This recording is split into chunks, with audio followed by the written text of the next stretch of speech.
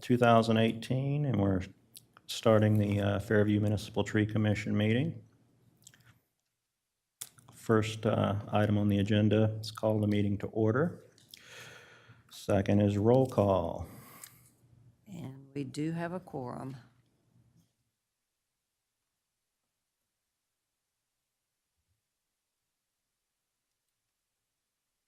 We have McCoy, Debbie, and Jane here today.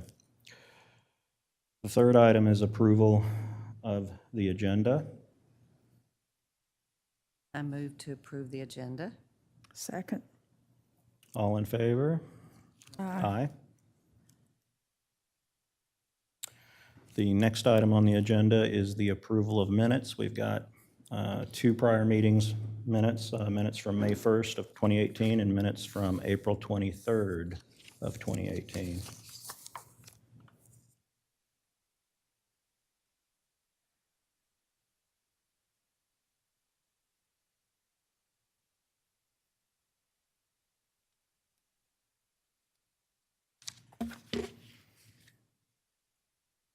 Motion to approve the 23rd. You want to approve them both at the same time or separately? We can do them separately. Motion to approve the 23rd. Is there a second? Second that. All in favor to approve the 23rd? Aye. Aye. Second package of minutes is May 1st of 2018. Motion to approve. Second. All in favor for the approval? Aye. Aye. You an aye, Debbie? I'm sorry, yes. I was reading, forgive me. Yes. Next item on the agenda is item 5, old business. 5.1 landscape code review.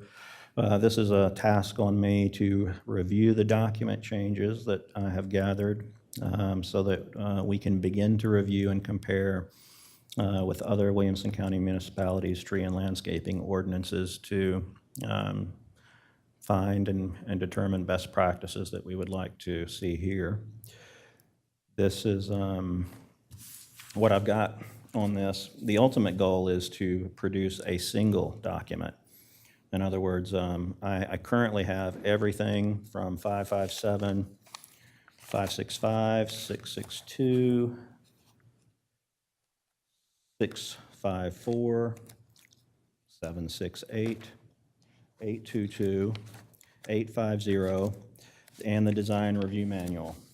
So as a recap, 557 was the last ordinance that wholly repealed everything prior. 557 is the active one, subject to the series of changes from all the other documents that kind of piecemeal and change this paragraph or that section to do an update. So I have all of those. However, I've got them all in order, but I've not now gone through and compiled. Basically, I want to take this copy and then cut out and paste all the other pieces so that we have one. This is what we are today, whether, that reflects all these, because right now it's very difficult if you can look at one page to understand all the other pieces and how it dovetails. Also combine that and balance it against the design review manual, which is what I think some processes in the city use.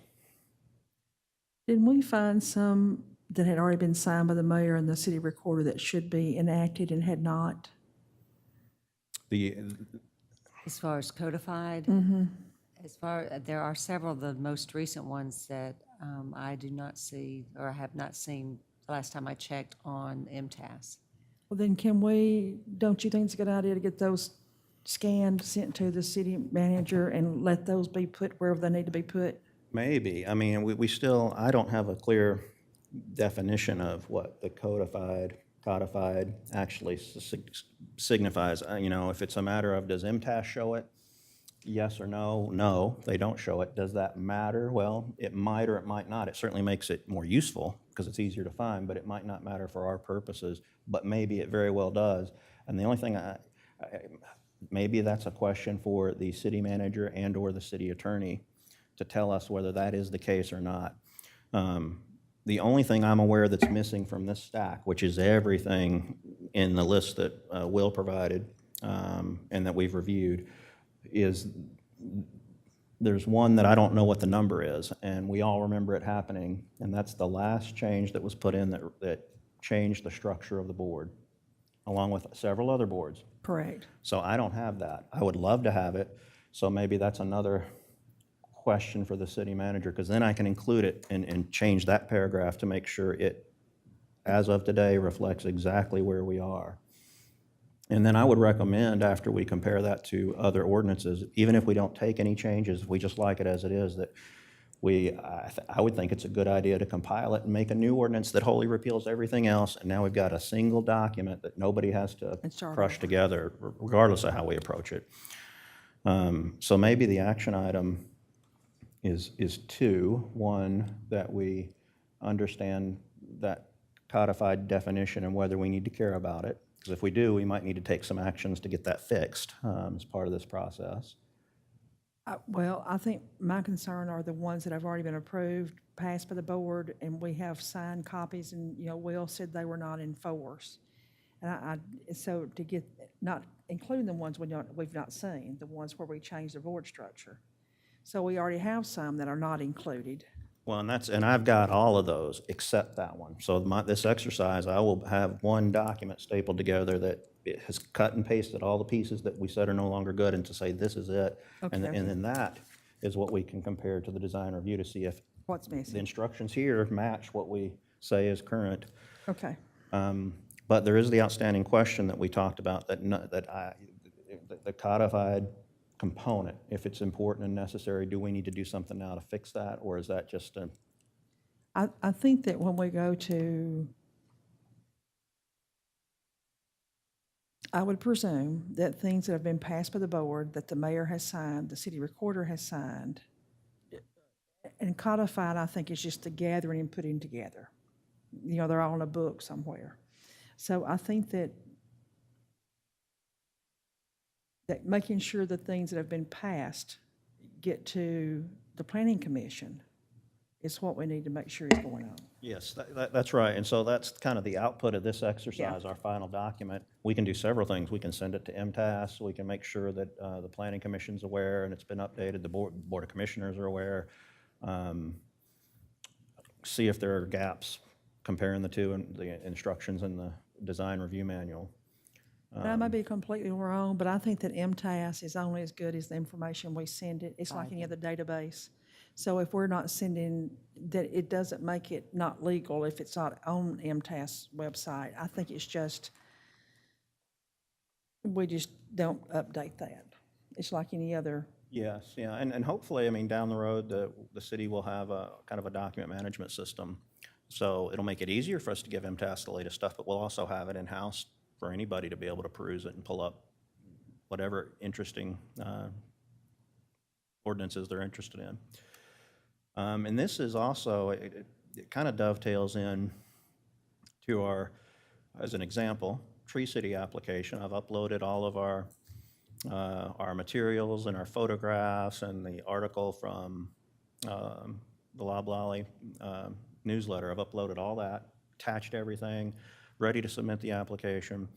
There is a section in the application for your ordinance. And so I uploaded the key ordinance, which is the root, because that's the ordinance that hasn't been repealed. But they're wanting to attest to its currency, that it's actually, and so that gets a little more complicated, because really to give them the currency, I've got to go upload every one of these and let them scratch their head and figure out what the heck does this mean. So I can do that, but it's an example of why it would be helpful to have it compiled into one document. It makes everybody easier. And on that topic, the tree application, I've got an email into our contact there, which is Brian Rucker, because the application is ready for me to print off what they call a signature form, and then it starts the ball rolling. Well, the application says it's not ready yet. In other words, it's saying there's a section not completed, and it looks completed. So I sent him a screenshot of what we've sent to say, hey, can you go just look at everything out there and tell me? So that's where we're at now. I'm waiting for him to say, you're missing this or missing that, and then we'll have the signature page ready to turn in. It won't go into effect until next year. So this is our application for the coming year, if we get approved. Scott, could we not send in what the planning commission is using now for the landscape design? Because that would be current to what we're using now. So wouldn't that work, instead of you having to wait till you get all that done? Well, I don't have to wait. I can go ahead and I send was it in. gonna No, the say only that- thing I need to, I think the only thing on that application I need is for Brian to tell me. I honestly think there's something wrong in the web application, because everything, I've got the files uploaded, it just shows that it's not ready, even though there's nothing Okay. else for me to check off. I've already checked it all off, so.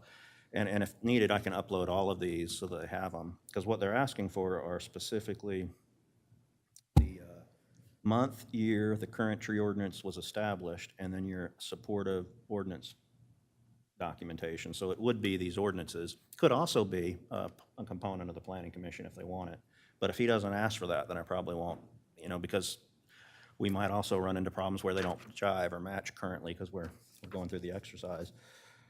So I think this is just a technical issue that he's going to say, oh, yeah, let me set a flag.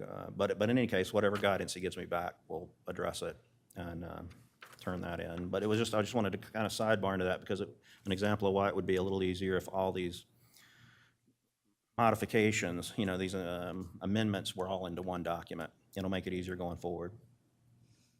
Makes So, sense. so our action items, check on the definition of codify and see if it's something we need to worry about as far as for our process right now, knowing that we can certainly send it to them, but maybe it is something we need to understand better here. And then the second one is, hey, could we get a copy of the one ordinance that we think we're missing out of the stack? It's the most recent one, probably the easiest one to find, that altered the structure of the boards and commissions. It's not super material to the topics we're going to be addressing, but we'll know we've got everything in one document. Along with getting the definition, I think it would also be good to know what the process is to get what we have to MTS and who takes that responsibility to make sure that that is current. So when you go onto the MTS website, are the other codes updated? I don't know if they're updated. I mean, they I don't think have so. all of them, but my guess is Yeah, probably no. not. I don't think so. Well, then I would say the job lies somewhere with someone in the city hall. And it's just not something that we keep updated as. And other than the fact that people can go on the MTS website and read that,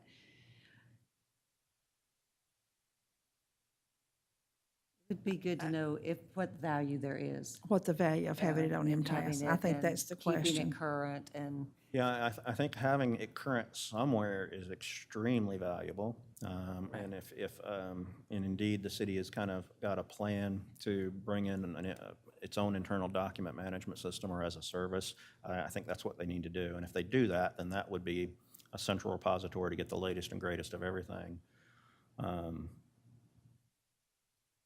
But MTS is helpful. It's been helpful to me over the years. Even if it's not updated and current, it gives me at least some framework, some knowledge, in researching. I think it has value for persons looking to move into the area too, to also know what Agreed. the city's about. But, if they don't want to necessarily go to the website, if they want to look a little deeper. I agree.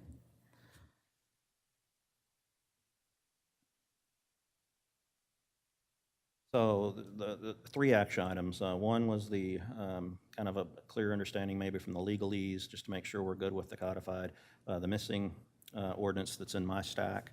And then on my part, my deliverable, my homework is all of those wrapped into one document. And I've got everything, so I can go ahead and start wrapping these. I'm just going to scan them in and then kind of piece them together, cut and paste so that we've got the unified document. And then if and when we get that other structure ordinance in, I'll just cut and paste that piece as well. And I would bring that to the next meeting. And then I guess at this point, we would be ready in the next meeting, if we have that, to start the process of comparing other municipalities in the county, if we've got that information, some of their ordinances. It just depends on how much time and energy everybody has to bring. And that's going to be probably a lengthy discussion. That's not going to be a short, it's going to be one of those like we had our special meeting where it was a couple Special hours or meeting, whatever, because there's just a lot of detail. Is there any way that we can put together what we have and what other people have? So a list that we can compare side by side? We have this, they have this. Yes, but that's probably bigger than one person. Well- That takes a lot of brain power, I think. My fear would be there'd be something materially important that I'm just not picking up on. And kind of, I think several of that happened in our big group discussion. There were bits and pieces that people recalled that we added when we were taking our notes. I mean, it almost seems like a What we group may- exercise. right, What we may want to do is assign everybody a particular ordinance from a similar sized place as Fairview. And then we come and we are all sitting here, you know, saying, okay, this one I have in front of me has this piece that deals with whatever the topic is for discussion. So that, again, it is, like Scott said, a roundtable discussion. We know that Franklin's ordinance is very good, and we know that Franklin does not have businesses that their shrubbery and plants die and they just leave it that way. So there has to be some sort of, as the city manager always says, there's got to be some sort of bite somewhere in that code. So why don't we just take Franklin's? And if people are accustomed to working in Williamson County, they're working in Franklin, so why don't we just take Franklin's and go through it and say, because would there be any need for us to try to reinvent the wheel by comparing everybody? Not unless there's gaps. Yeah, I think Franklin would be fine. I mean, there's been a lot of people and energy and money probably spent on their Oh, yeah. their document, so we would leverage that exercise. So then if we can bring the unified document and the Franklin document or documents, depending how that's structured, probably still going to be a lengthy discussion, but at least it's confined to a tighter scope. And I think that Franklin's is on their website, so we could actually just bring our laptops and pull it up. That would make sense to me, yeah. Yeah. And then just kind of go through section by section. We might actually look at Franklin's and just go through it and say, do we do that? And then we can look at our master document, say, we do, but we're a little different. Should we change it? Oh, we don't even cover this. You know, we have those kind of, we'll just go through it. And I'm assuming, Sissy, if we have a laptop that we pull up the Franklin landscape ordinance, can we not put it up on the screens? I have the Magic Dewey. Okay. Okay.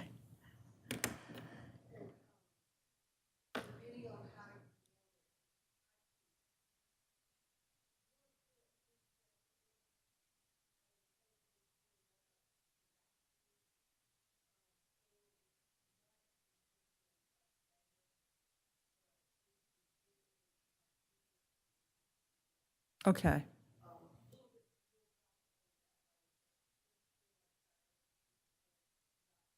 Okay, all right, thank you.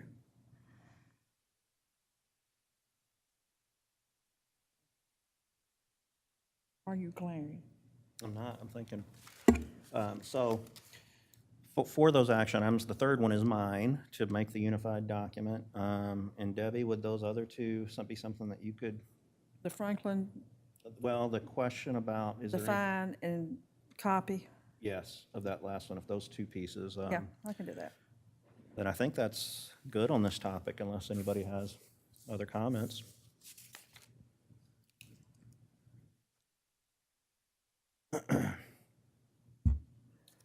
Item 6 on the agenda is new business. There is no current new business noted. Question, do we have any new businesses moving into the area that we are aware of?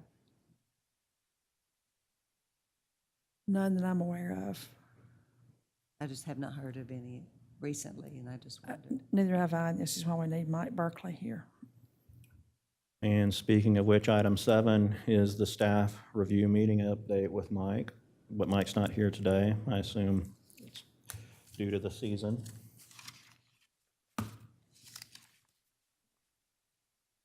So we will leave that as a standing item. Item number 8, just an update on tree bank funds, a recurring item. Okay, when was the last meeting?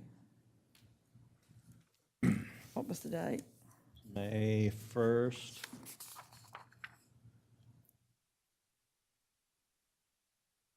And the comment on May 1st is there were no deposits or withdrawals since April's meeting. And according to what I've just been told, there's no change to that. In our April 23rd meeting minutes that I have here, we didn't cover that because that was a specially called meeting just to review ordinances as well as, well, that's what it was. It was review the ordinances and a recap on the Arbor Day weekend. So we will leave that as a standing item. Item number 9, citizens' comments. Any comments?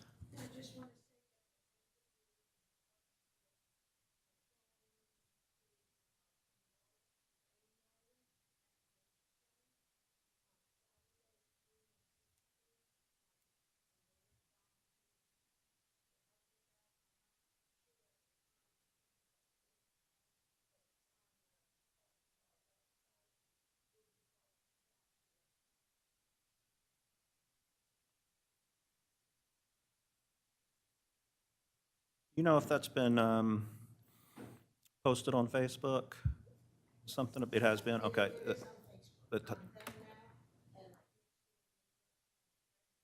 And it talks about the need for volunteers? Yes. Okay.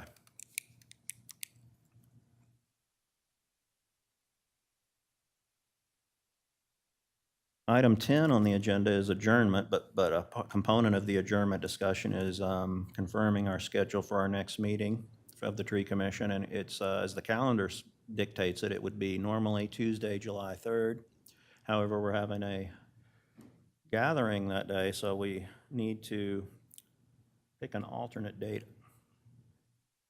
We don't do it the 2nd. You have the schedule of meetings at City Hall? On Mondays, do we have Monday meetings?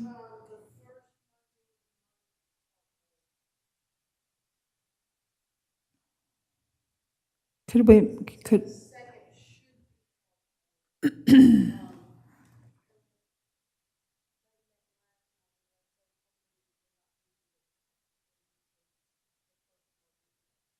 could we meet in the conference room, do you think? Oh, that's right. Yeah, and that'll be probably a more lengthy meeting. Yeah, I forgot about that.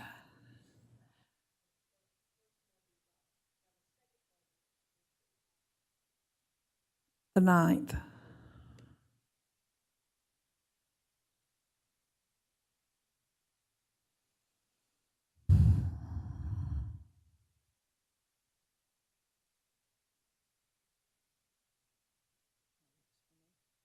Works for me. It works for me too.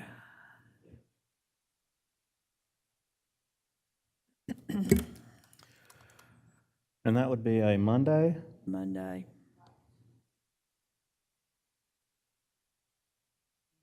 Keep it at 7 p.m.? Please. So we're proposing a change from July 3rd, Tuesday of 2018 to Monday, July 9th of 2018 at 7 p.m. here at City Hall. We need a motion and a second and a vote. Is there a motion to accept that change? Motion to accept. I'll second it. All approved? Aye. Aye. And with that, then we can adjourn our meeting today. Thank you.